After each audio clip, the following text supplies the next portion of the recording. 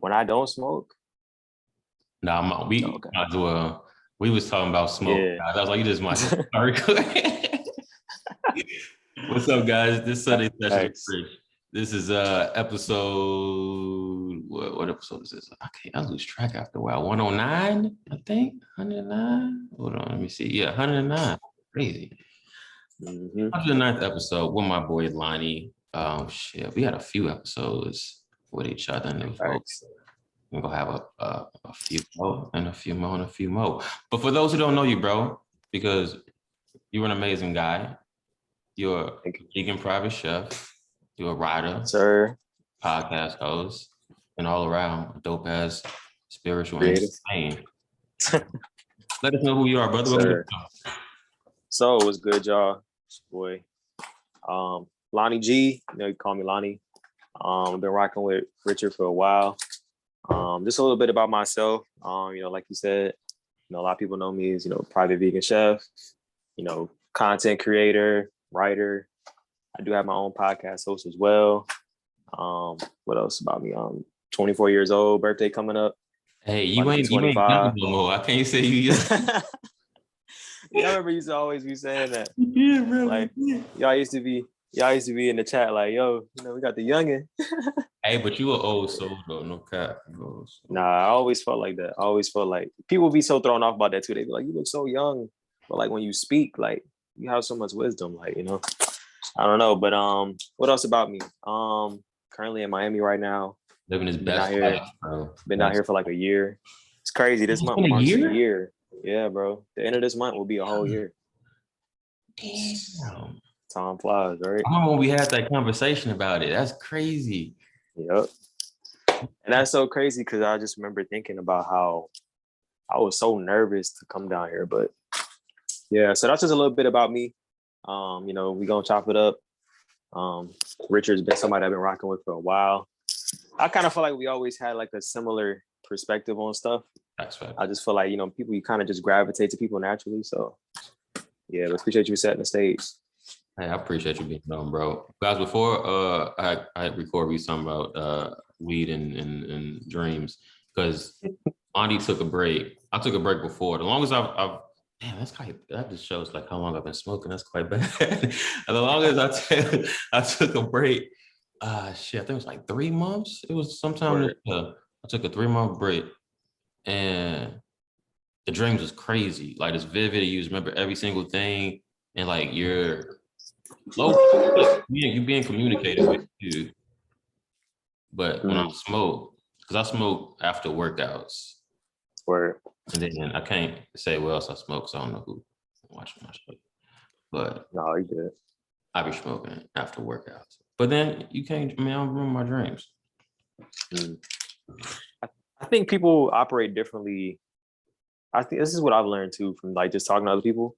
Like I think different people respond differently to it. And I think it also depends on what type of like strain you're smoking. Fact. Like personally for me, I like indica more because it relaxes me. Like my mind is going a lot, you know, like when I'm stressed out or have a lot going on, I'm like, yo, that really calms me down. But like if I'm trying to be active and doing stuff, sativa is a lot better.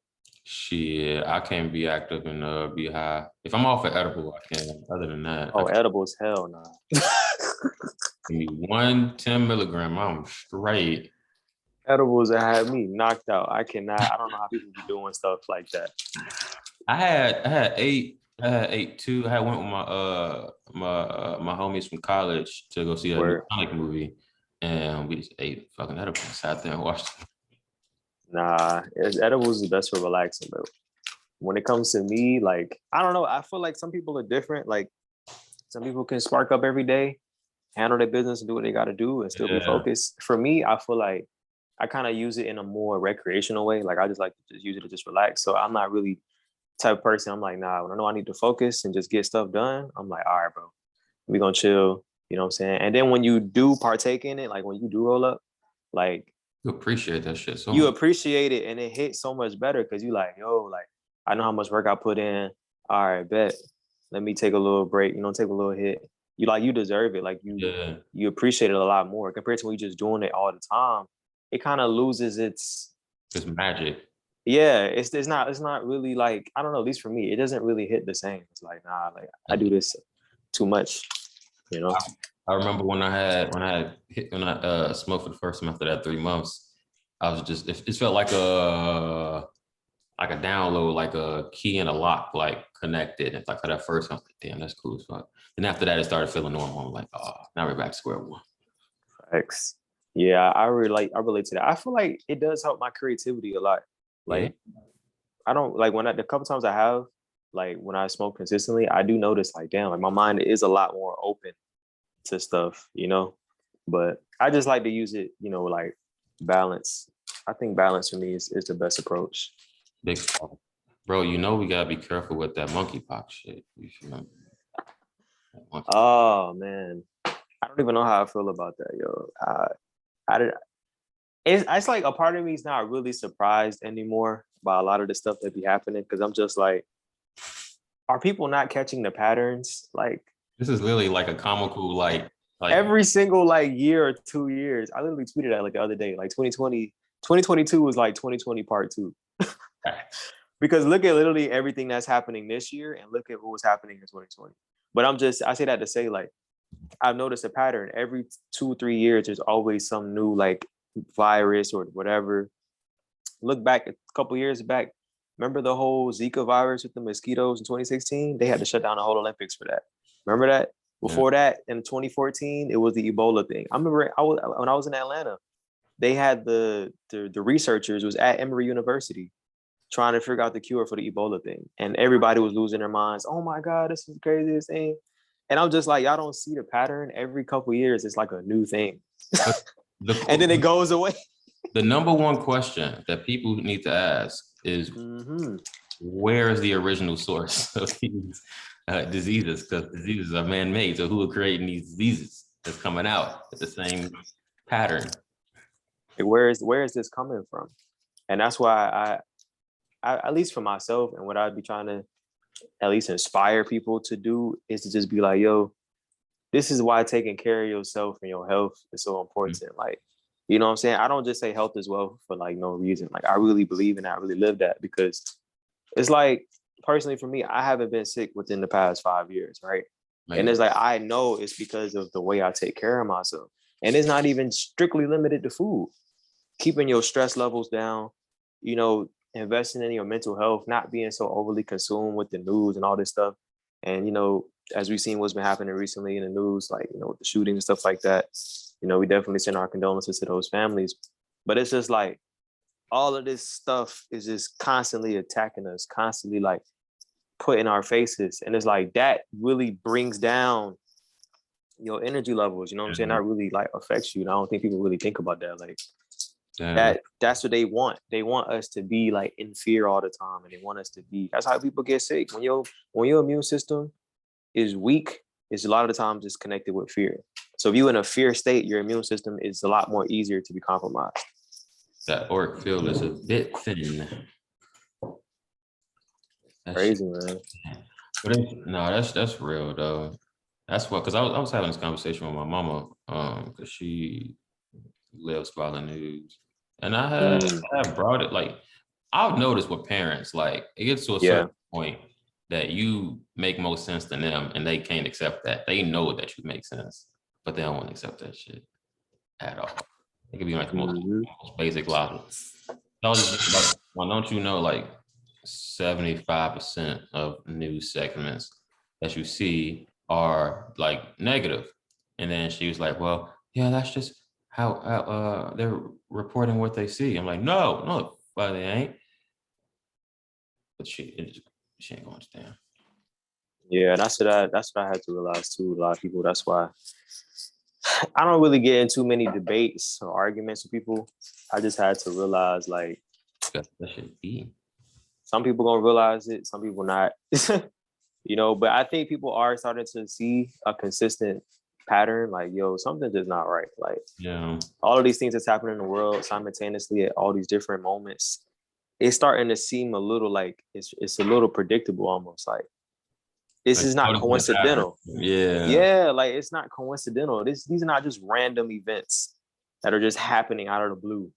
Like, Yeah, at least I can't believe that no more. At least not from what I know. Like, No. it's too much evidence.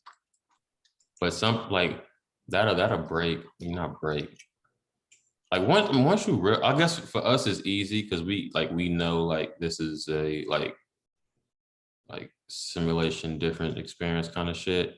But for somebody who can't like literally wrap their head around that, but then too, I didn't think about this before. It's kind of like on the same premise. So let's say you're Christian and you believe that when you die you go to hell or heaven, but we never really thought like, damn, that's a different place separate from this. So what are we past this human body?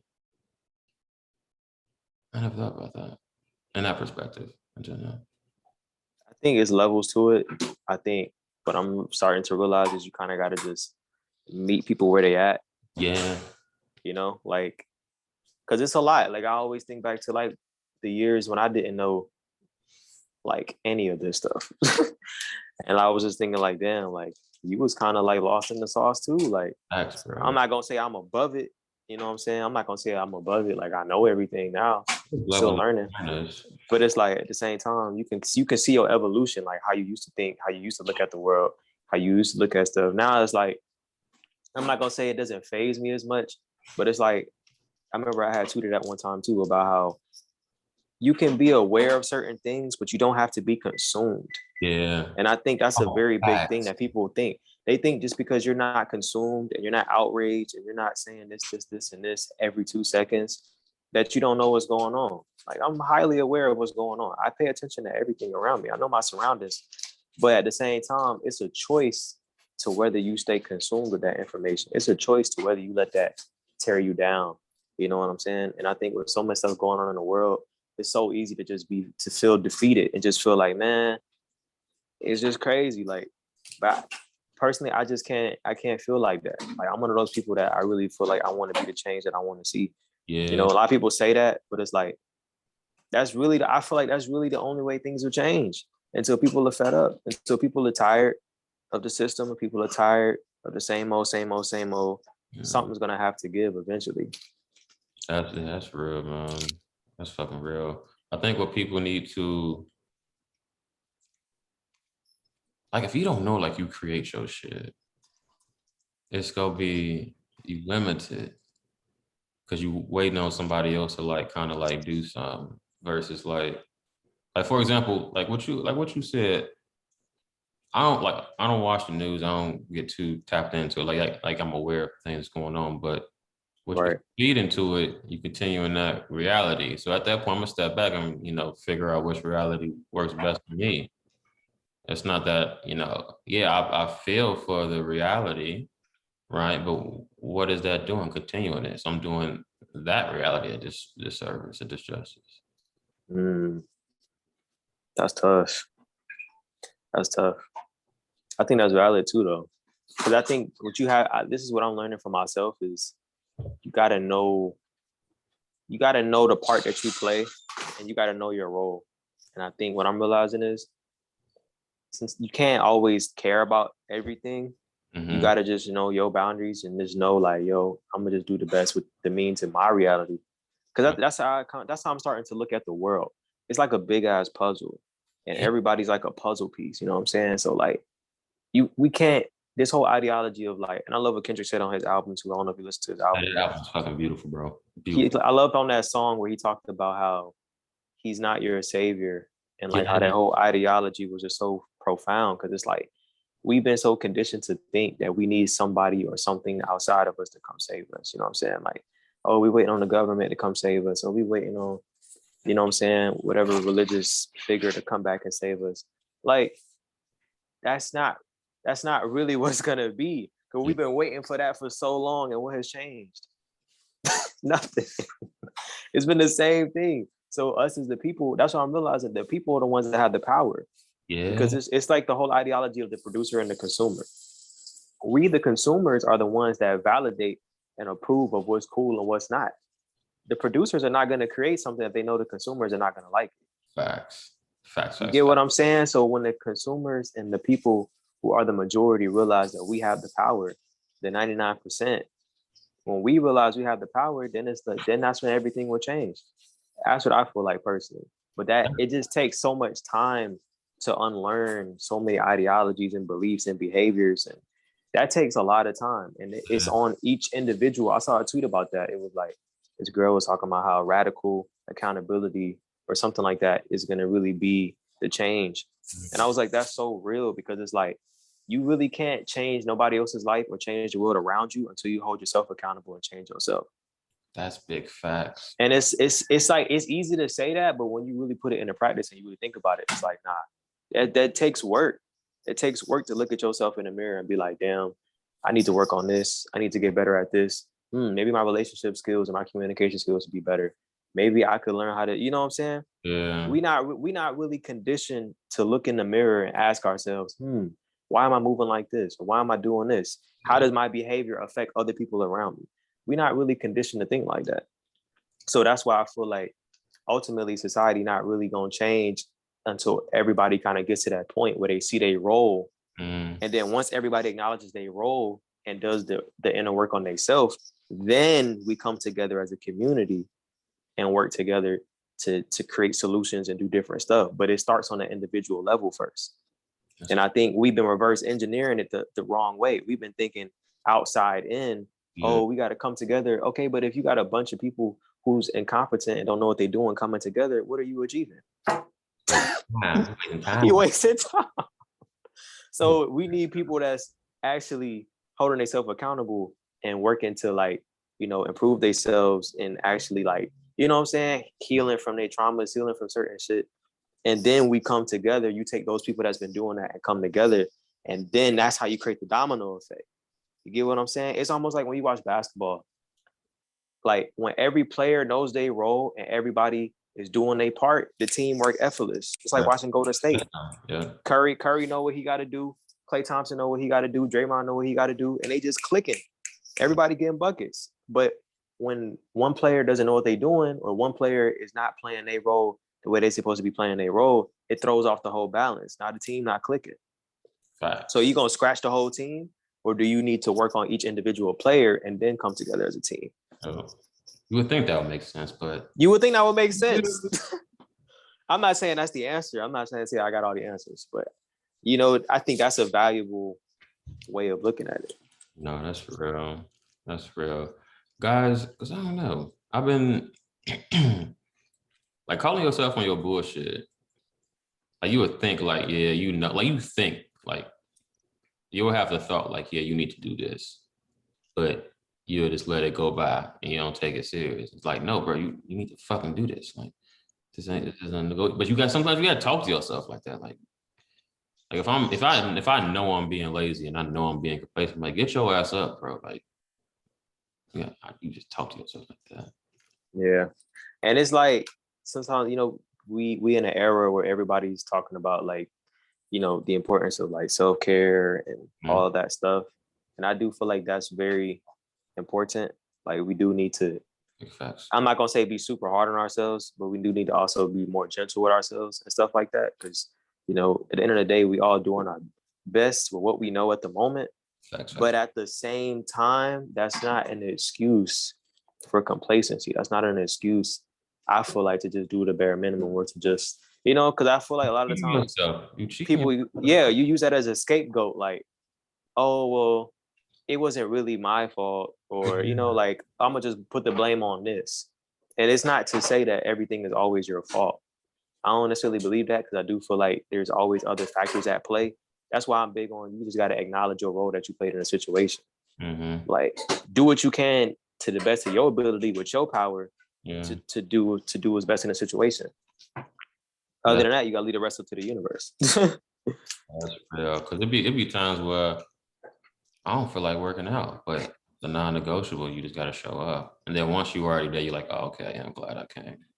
Facts. That'd be me. Like today, either today or tomorrow, I'm gonna go to the gym, and I be dreading it sometimes. I'm like, yo, I really don't feel like it. But I feel like the hardest part is just getting to the gym. Once you get there, you know you're gonna kill the workout. And that once you get out the like your crib, you just don't you being lazy. You don't want to get up and go do it. It's physical stuff. You don't feel like being physical. but you never regret it. Never regret it. Yo, Facts. fuck, I love the gym. I love it. You've been consistent. I gotta get my hat to you, man. I ain't gonna lie, I haven't really been as consistent. If I'm not really going to the gym, I'm usually working out like hooping. I Hey, gotta I go to the still gym, worked out play ball. too. Facts. But I want to hit the gym more consistently, like I was last year. I was crazy last year. I was really consistent. What stopped your momentum? I think I just kind of my focus was just on other stuff, and I kind of just kind of sacrificed that. I was like, I think I could kind of sacrifice the gym. So I was like, because I was already doing like really physical work, but like where I was working and stuff like that. So I'm like, I'm kind of getting a workout in already. So I kind of let it slide, but now I'm like, nah, we got to get back. Summertime coming. Hey, I got to get in the lab. I ain't even go cap. When I went to the UK last year, I put on some weight. I ain't even go stunt you. And I got back, and that was the heaviest I've ever been in my life. Because I've always been like 210, around like 210. Word. And then I was like, I came back. I was like, nah, bro, this ain't me. I'm not confident in my shit no more. My roommate, he was in the gym. I'm seeing his results. I said, bro, Damn. you've been working out for about this amount of time. I know I can match that shit plus exceed it.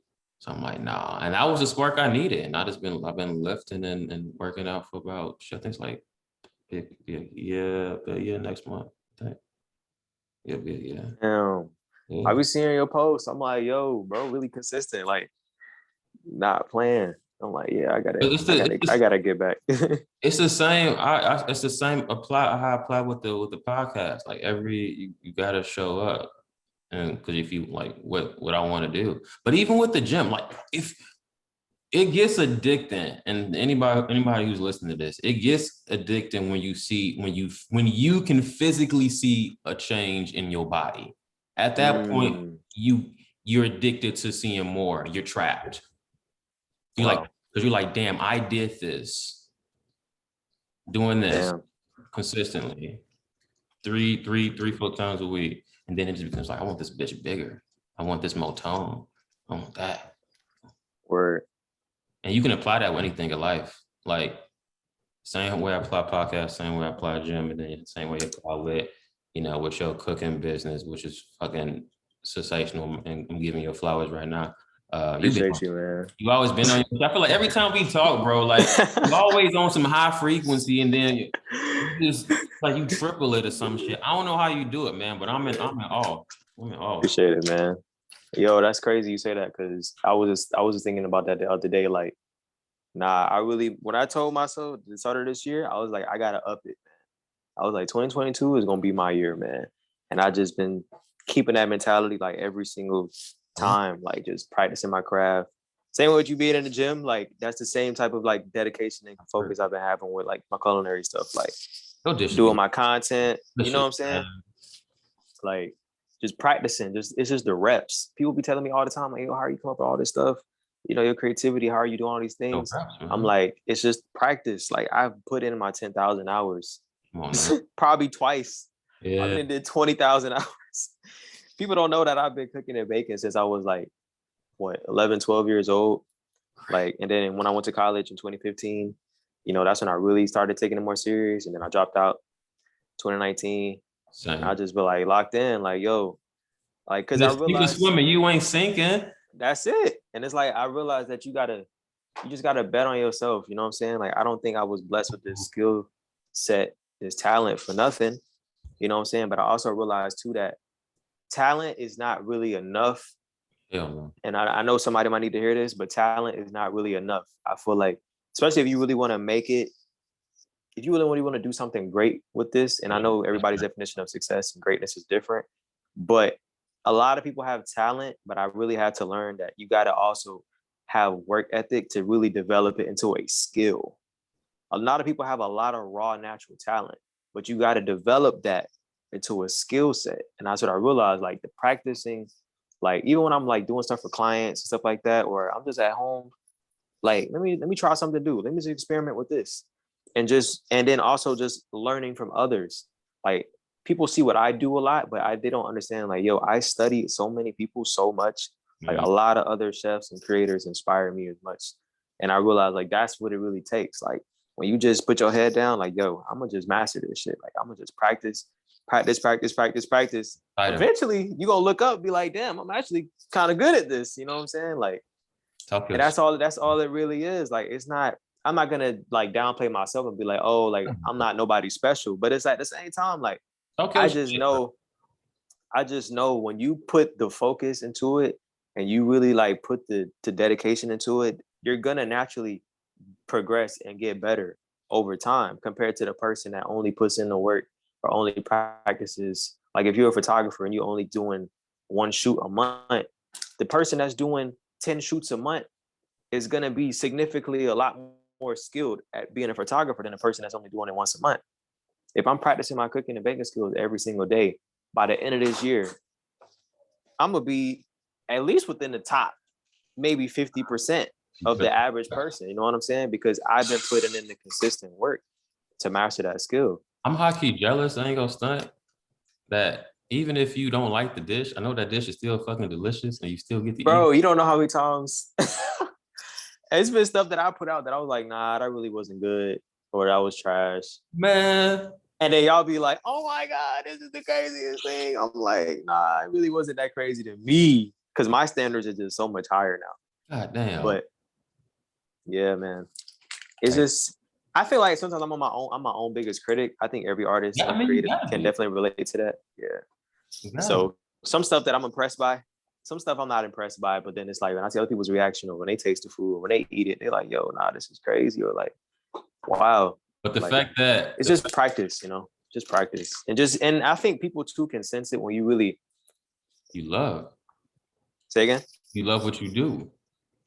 Yeah, and that's what I was gonna say. Like people can sense it when you really put your heart into it and you really love it. Like if I didn't really love it, like that's what I was gonna tweet that one day. I was like, if I was doing this for the money, I would have been gave up. Yeah.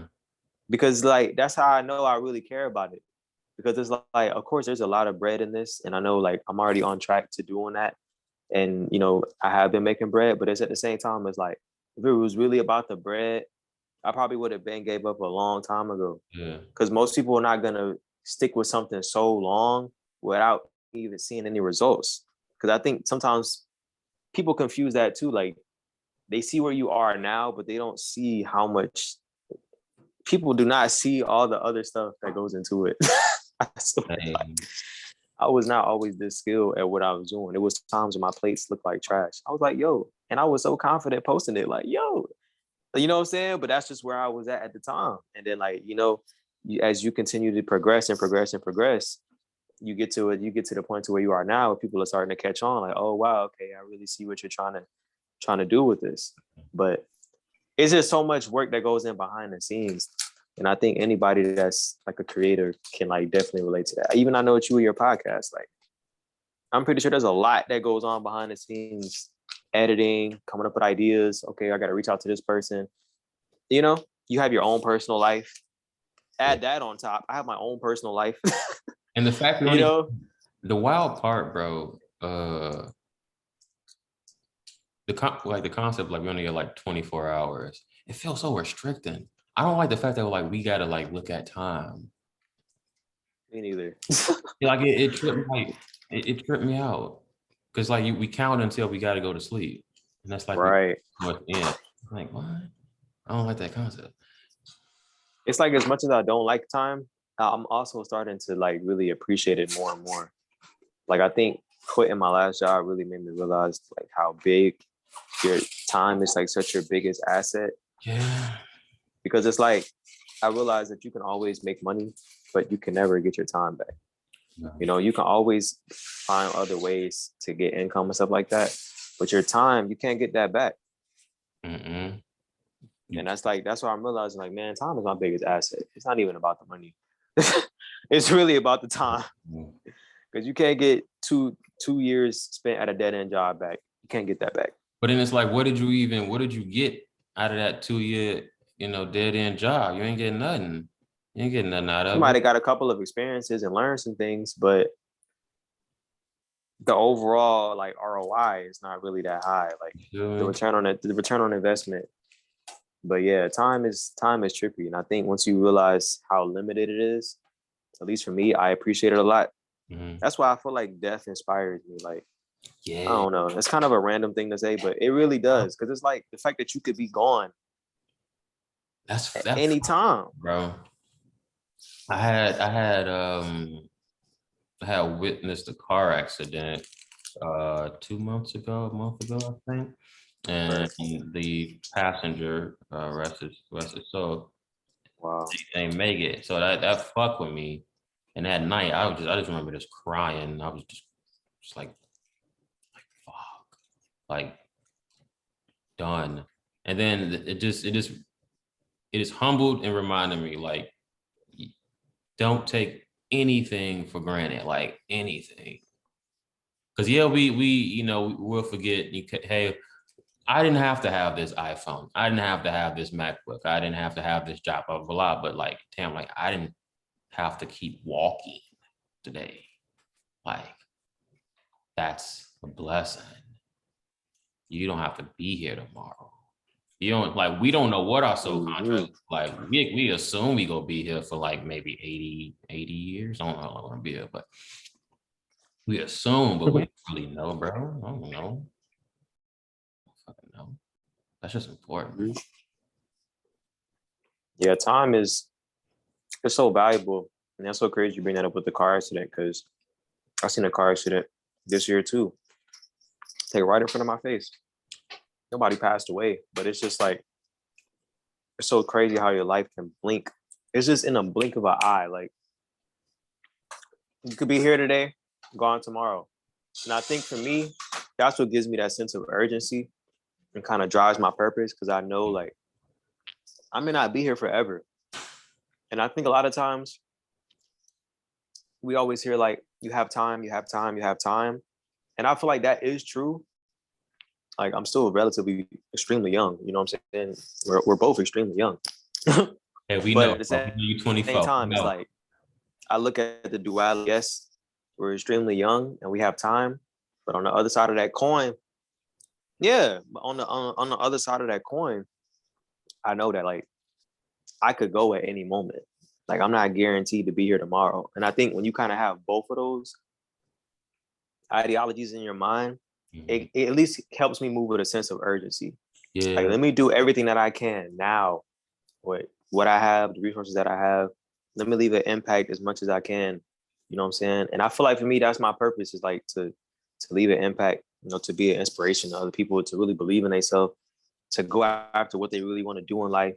You know what I'm saying? Don't just settle for what you think society told you you're supposed to do. Like, because I know like my example will live on for years, Yeah. even with everything I've done in this short 24 years.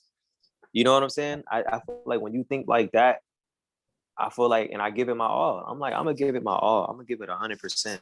So when it's my time to go, I could say I did everything I wanted to do. Like, I remember I watched this YouTube video one time, and I like to purposely watch stuff like this just for perspective. Like, I looked up this video of like elderly people, like in their hundreds, Mhm. and it was a video about like their regrets and like what they regretted and what they if they could go back in time to when they was younger, what they would do. And just listening to those stories just gives me so much like self-motivation. I'm like, wow, like you realize that a lot of people when they're older, they have so many regrets. They have so many things that they wish they could have did. And to me, that's like, I'm not gonna live like that. You know what I'm saying? Because it's like when you really think about it, like what's the main reasons why you regret things? Mhm. You ain't you, Because you wish that you would have had the courage to do it, or you was fearful, or you was worried about somebody was gonna say something, or but then when you get to your deathbed, you gonna be like, damn, I wish I would have did that. I should have asked that girl out. I should have took that trip. I should have moved to this country. You can't do it now. You're old. You crippled. you're old. Not to say that in like in a mean way, but like for real, like you know what I'm saying? Like that's how Yeah. I think. So I'm like, man, when I get to that point, I'm trying to be on some like, nah, I did everything I wanted to do. I went everywhere I wanted to do. I experienced everything. I met the people because it's like you don't know how long you're gonna be here. You're not guaranteed to be here every single day. So why waste that time doing things that you're gonna regret? I don't know. At least for me, that's kind of what keeps me going. Like I just don't want to have no regrets. That's real, man. So I don't think people think about that enough, or maybe the thought never popped up for them to think about that. I didn't really think about that for a long time, to be honest. It really wasn't until like a couple years ago. I think Because like, no, go ahead. no, go ahead. I guess like situations need to happen in your life to like have that thought, because you don't know what you don't know. You have to have the opposite for, you know what I'm saying? Mm-hmm. That's valid.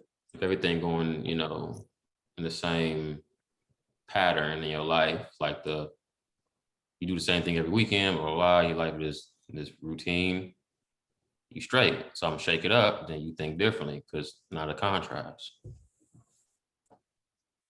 Yeah, the contrast is definitely what makes you. I feel like the contrast is what makes stuff stick, because the contrast is kind of like shuffling the deck of cards. Yeah. You used to 1, 2, 3, 4, 5, 6, 7, 8, 9, 10, Jack, King, Jack, Queen, King. Yeah. Sometimes the universe is like, nah, we're gonna throw you an ace of spades. Hey, I'll take it. and a draw 4. Uno reverse. Hey, have you played that random question, bro? Have you played that Uno flip, that purple Uno flip? Nah, they dropped a new one. Yeah. I haven't played Uno in forever. Hey, if you ever cop that game fun, I ain't gonna stunt you. I love card games, actually. I like playing Uno. I love Uno, I love spades, love chess. I gotta play. I played spades a few times. You play spades sometimes? A few times. I'm not that good at it, but I like the concept of the game. It's cool. Yeah, that's my stuff, man. That's my stuff. Hey, not a lot of people talking about, you know, that sinkhole they found. Yes. Oh, I just saw a TikTok about that. Like, I saw the tweet about it, and then I saw a TikTok. Somebody was explaining it. The sinkhole in China, what was it, over 300 feet or 600 feet? It looked, from the picture, it was so trippy. Like, it looked like it was like a whole nother world down there. Yes, bro. And I'm like, damn. And I was just thinking about that the other day with the ocean. Like, the ocean is 90% undiscovered. We still don't even know everything that's here. Like, it's a whole other civilizations. And I was seeing people in the comments talking about, like, we don't even need to mess with it. Like, you know, humans gonna try to fuck with it or try to build something. Like, This, it's crazy. because guys, I want you to know, this isn't like a mountain, and within the mountain they found like life.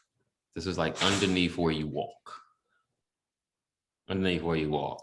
So underneath where you walk, so the structure is so strong that you don't fall your ass through. And underneath that structure is an entire different life and existence. What? It's crazy as hell. I low-key didn't believe it when I saw it. I was like, because I believe in the hollow earth. This prime example, bro. Have you seen that Godzilla and King Kong, that latest movie that they had together? mm-hmm. They underneath China, they showed the hollow earth. What? Like all over the world. Predicted programming. Predicted programming, bro. Literally. Predicted programming. So maybe that, I mean, no, this people not, I don't know. To me, this is like, wow. This opens up so many more possibilities. Yeah, that's one of the dinosaurs went down. Crazy. If they're real, I don't know. But my thing is with this is, if that's able, okay, my thing with that is, if that's possible, then how come, I don't even know how to explain it, because you see how the picture look with the hole, right? Mm-hmm. Technically, doesn't a lot of like certain organisms and plants need the sun to like live? But maybe those are like, so how are they able to like survive? Because they're not technically directly exposed to sunlight until the hole caved in, and then the sun, of course the sun is like very strong, so I think it does permeate through certain, like the soil and stuff, because that's how plants grow and shit, photosynthesis and all that. I get that. But if it's like 600 feet underneath the surface. Yeah. How in the hell is like stuff like that? Still like Maybe it doesn't even. Yeah, you get what I'm saying. How is it like growing like that? How is it doing all that on its own? and I And don't it's know. not getting no. It's not getting no rain. You get what I'm saying? I don't know. Yeah. I just thought about that. I don't know the answer, but I'm a kind of get so things adapt in your environment. So we don't know how long that thing has been there. So what time you adapt and get like the nutrients and all that stuff you need? Shit, I don't freaking know. Maybe they use plasma or some kind of ancient fairy grass crap. I don't know. But it was Wow. but then it poses the question too. But no, actually, because if we didn't have the sun, like if you don't have the sun, you're gonna feel depressed because it's the energy. So I was thinking like if we didn't have the sun and it's just gloom and doom all the time. Yeah. And you need the sun to get vitamin D, if I'm not mistaken. Big facts. Big freaking facts. So I don't really know how those civilizations. I mean, like you said, maybe they had just adapted. Man, the world is really the earth is crazy though. Because I mean, I think about those animals and those plants and ecosystems that's in the ocean, deep down. In temperature, how are you surviving down there? Exactly. How are they surviving down there? And there's no light basically that permeates through. Bro, that's scary. Imagine like being down there. I'm fucking freaking out. And the pressure is crazy because even certain submarines can't go down there because the pressure is just too strong, or the submarine will literally like explode. So that's crazy as hell. I saw this just popped in my head. I wonder if the reason why the pressure is so deep is because you're entering like space, quote unquote. I was seeing this clip. As above, so below. Exactly. I was seeing this clip, and I don't know if it was on TikTok. I think it might have been on TikTok. I love TikTok. I was against TikTok, but I'll be learning a lot. Bro.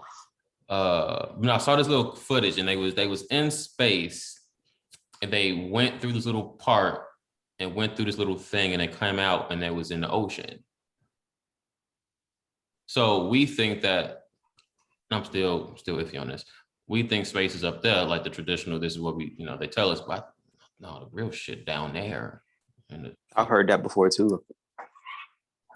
It kind of actually makes a lot of sense, though. Wow. Why? Because we've only been in space a handful of times, but why? Like that's a handful. If you got the technology and everything to keep going, exploring. I don't even know how I feel about that though. I was just watching Cat Williams' latest stand-up yesterday. Bro, that was ass. That was horrible. I love Cat Williams, and it saddens me. Okay, the first 30 minutes were pretty good. No, but the second half was like grandpa joke. Okay. It was all grandpa. Yeah, but you know what I thought? You know what I thought in my head? You know what I thought in my head though? And maybe this is on some more deeper shit. If you watch some of his earlier work and you know how the industry treated him, I feel like he kind of steered away from talking about certain stuff because he's not trying to lose the last of his platform that he has left. Because I feel like in his earlier stand-ups, he was really like, he was going in, like he was really talking about a lot of controversial stuff that a lot of people really didn't have the courage to. Yeah. And I think with the way that the world is set up today in cancel culture, even I think he said it himself, like you don't really believe in cancel culture, but it's not even about like the pop world canceling him. It's more about the people who's running the other shit. Yeah. Like they can take away like, oh, you can't do no more specials. You can't do this. So I feel like he kind of stayed on the more lighthearted side and kind of the more surface level because he didn't really want to go there. At least that was my interpretation. Because he was saying some really, really, really, really interesting stuff. Yeah. And I was like, I don't even think people really catching what he's saying. Yeah. But he didn't go deeper. He didn't go deeper than I thought he wanted to. Like I didn't think he really wanted to go there. I'll give it another watch, but I give it like a 6 out of 10. It could have been better. Yeah, I wasn't as highly impressed. I give it a 6 out of 10 because I forgot. Because when I saw that special, I went back and started watching his old shit. I'm like, damn, this dude funny as hell. Yeah, funny as hell, but he make you think though. What do you think? That's big facts, bro. That's big facts, man. That's big facts. Lonnie, my G, I always ask this last question, which you already know. What would your message be to humanity during this time? Man, whew, I feel like there's a lot of things that I could say because I feel like I've learned so many lessons in this year, and we only 5 months in. Um, I think my message to humanity right now would be to just focus on the things that you can control, do your best, and really just let God, the universe handle everything else. Everything you can't really control everything, but you can focus on what you can control and understand that I feel like accountability is a form of self-love. And when you hold yourself accountable, it creates a domino effect. And I feel like other people can be inspired by your example. So focus on what you can control, do your best, be the best person that you can be. And I feel like that's how we really gonna make a difference in the world. We can't control what nobody else do. We can only control what we do. And yeah, that's really what I would say. Hey, that's real. Bro, I appreciate you being on, my guy. Thank you, man. This was great. I can't wait to run it back. I think this was like, damn, this might be fourth, fifth, 4 or 5. I think, One yeah. numbers. Put some Thanks. more.